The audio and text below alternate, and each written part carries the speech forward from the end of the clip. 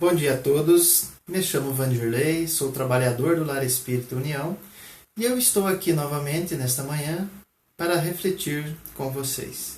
Hoje nós falaremos sobre ser fermento espiritual. Como ser fermento espiritual em nossas vidas e nas vidas das pessoas ao nosso redor. Todos sabemos para que serve o fermento, não é?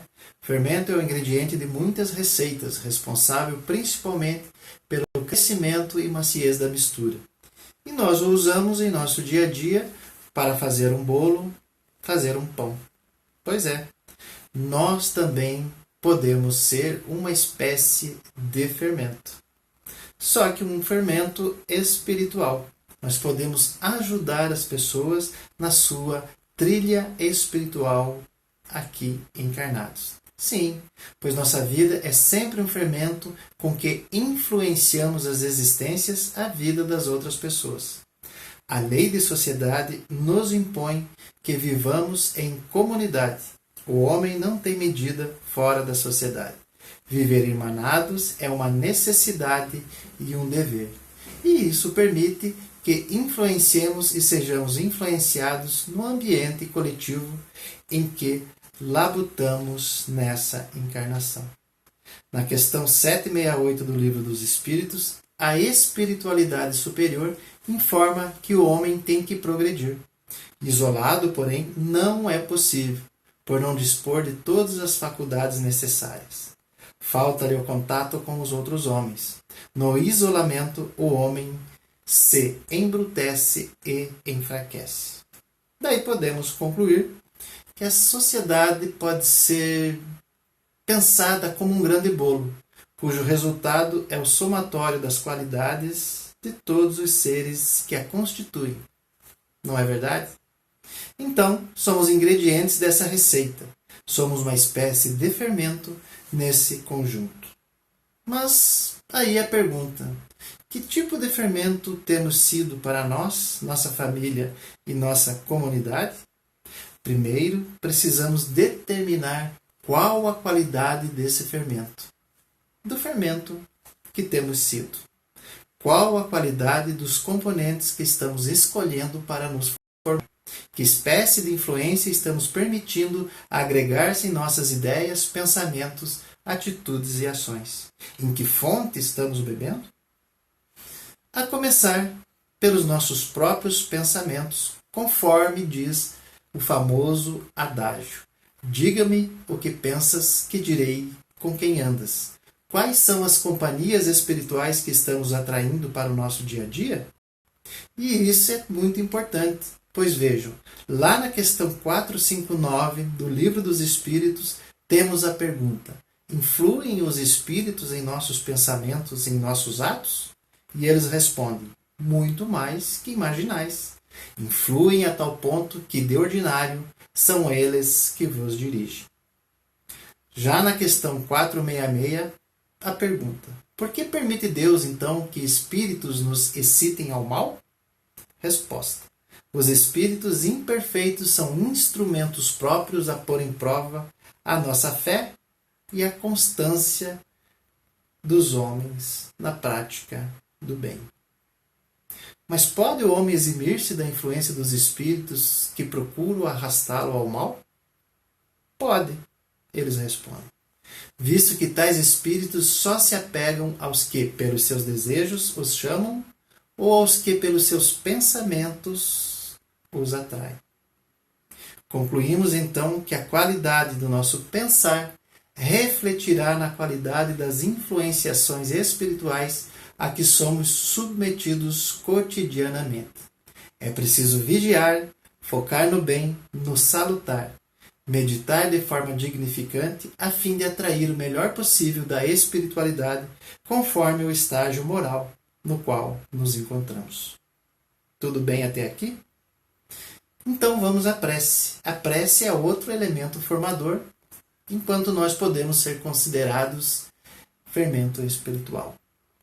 No Livro dos Espíritos, a partir da questão 658 até 666, é desenvolvido o tema a prece.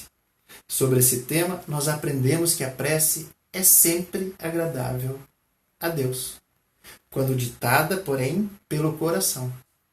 A prece de nosso íntimo é preferível à prece que, mesmo muito bela, muito bonita, seja lida mais com os lábios que com o coração. A prece deve ser dita com fé, fervor e sinceridade. A prece é um ato de adoração, pois nós elevamos nosso pensamento a Deus. Pensamos em Deus e, quando oramos, nos comunicamos, nos aproximamos dele e nos colocamos em comunicação com a divindade. Quando oramos, meus irmãos, com fervor e confiança, nos fortalecemos, pois se aproximam de nós bons espíritos para nos assistir pela lei de sintonia. Sem esquecer, porém, que embora haja influenciação do mundo espiritual, nossos pensamentos, sentimentos, decisões e ações são sempre responsabilidade nossas, dado o exercício de nosso livre arbítrio. A adoração a Deus, por meio da prece, está na lei natural e resulta de um sentimento inato no homem, e é por essa razão que esse sentimento existe entre todos os povos. É a consciência de nossa fraqueza que leva-nos a nos curvar diante do divino em busca de proteção. Ok? Outra forma de afastar os maus pensamentos, quando surgirem, ou qualquer malefício que nos circunde, é confiar na justiça e misericórdia divinas e, por conseguinte, nos fortalecer como fermento espiritual que somos. A justiça divina resume-se no a cada um segundo suas obras. Isto nos dá a certeza de que nos encontramos no ponto exato segundo nossas próprias decisões e escolhas, e que somos os construtores de nossa própria casa. E assim, se nossa casa está por desabar, cabe a nós reconstruí-la ou reformá-la. Já a misericórdia divina refere-se à certeza de que nada está perdido e que tudo está ao nosso próprio alcance, desde que demos o tempo e o trabalho no bem necessários. Se o mal nos atinge, sejamos resilientes, o suportemos com paciência e confiança. E também analisemos sinceramente qual é nossa responsabilidade sobre a questão e façamos um esforço para saná-la. Se não nos cabe responsabilidade e a solução reside nas mãos de um próximo, creiamos no tempo divino para o desenlace. E temos a maior das virtudes, a caridade, praticando a indulgência e o perdão. Eis, meus amigos, o segredo da harmonia social, no lar, no trabalho, na escola e na existência neste orbe enquanto encarnados. Então, meus irmãos, além de vigiar nossos pensamentos, como dito anteriormente, precisamos também vigiar nossas ações. Façamos então como Santo Agostinho, que ao fim do dia interrogava a própria consciência, passava em revista o que fizera e perguntava a si mesmo se não faltara algum dever, se ninguém tivera motivo para dele se queixar. Agindo assim, podemos conhecer a nós mesmos mediante as leis divinas e perceber as nossas faltas com o divino, conosco mesmo e com aqueles com os quais convivemos. Nós temos de recursos para analisar a extensão de nossa influência, mas podemos examinar-lhe a qualidade essencial. Isso quem disse foi Emmanuel. Bom, determinada a qualidade de nosso fermento espiritual, vigiando nossos pensamentos, praticando a prece, confiando na justiça e misericórdia divinas e vigiando nossas ações, perguntamos: que espécie de forças estamos projetando e qual caminho nossas atitudes estão indicando aos que nos cercam? O caminho para a nossa felicidade espiritual passa necessariamente pelo próximo. E o próximo é qualquer próximo. Afinal, meus amigos, o próximo pode ser nossa ponte de ligação com Deus. Não é legal isso? O nosso caminho na terra deve ser na direção da humildade e da caridade, nos distanciando do orgulho, do egoísmo, da vaidade. E o próximo pode fazer isso por nós, ou pode nos ajudar a fazer isso. E isso podemos praticar em nossos relacionamentos, como eu disse, com as outras pessoas. Então perguntemos à nossa consciência quem são nossos desafetos. O que preciso fazer para me reconciliar com meu esposo, esposa, filhos, patrão, funcionários, amigos. Como fazer isso? Podemos ter a segurança de um belo exemplo que foi e é fermento espiritual desde muito tempo. O Cristo. Jesus foi o Espírito mais perfeito que vagueou pela terra. Jesus falou, ensinou, esclareceu e exemplificou com ações seguras todos os seus ensinamentos. O que define um homem, uma mulher, o que caracteriza um ser são suas ações. Não basta reconhecer em Jesus um guia e modelo, se não buscarmos praticar diuturnamente. Não basta entender as mensagens. É preciso pensá-las, senti-las e principalmente praticá-las. Porque de boas intenções, vocês sabem completar o ditado. Façamos um simples exercício. Separemos a figura de Jesus de sua sabedoria, de seus ensinamentos e ações exemplificadores. O que sobra?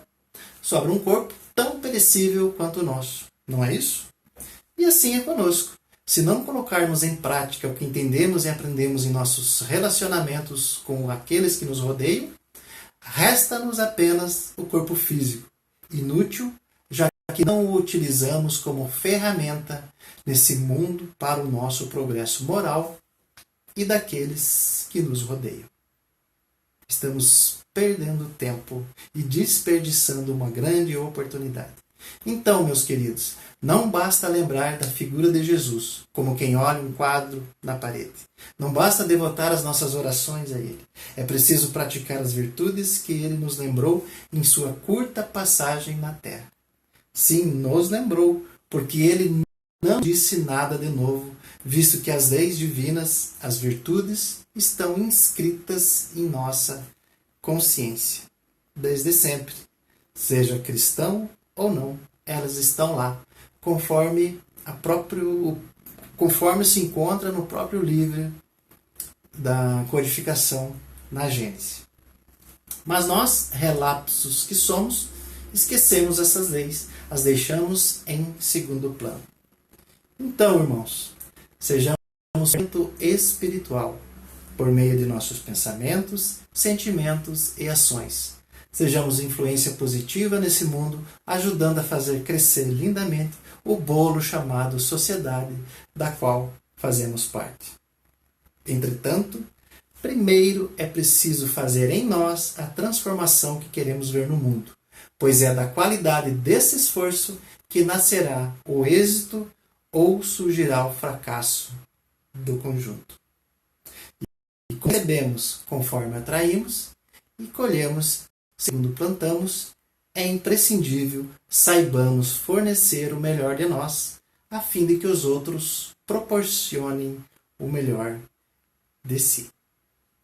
Muito obrigado pela atenção, meus queridos e minhas queridas. Eu desejo que vocês tenham um ótimo dia, paz e bem.